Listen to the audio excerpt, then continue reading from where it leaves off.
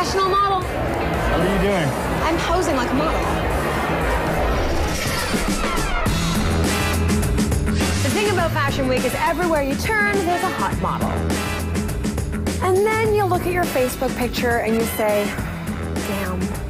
So I decided to bring in the expert and figure out how to pose for a picture.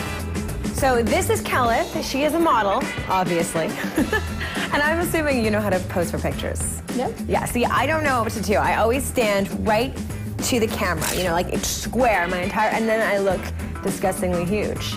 So tips, can you help me out? Yeah, standing square to the camera will make anybody look broader than they are. So you want to cheat your hips and your shoulders a little bit to the side. Okay. At a slight angle.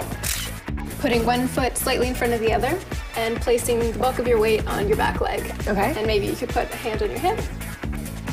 How's that, like this? Yeah, perfect. Okay, good, I'm ready.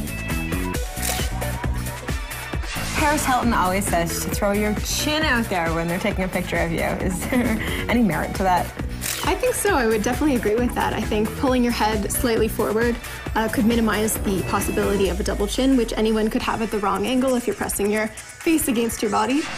I think it's all about posture and confidence. A really big thing to remember is to not press your arms against the sides of your body. So if your arms are down, just keep them a little bit away, or you can keep them on your hips. That's a big one. That happens to me all the time. You know, if I'm standing like this, all of a sudden I look like I've got 3 arms. Yeah, so it could happen to anybody. Yeah. What do you do with a smile?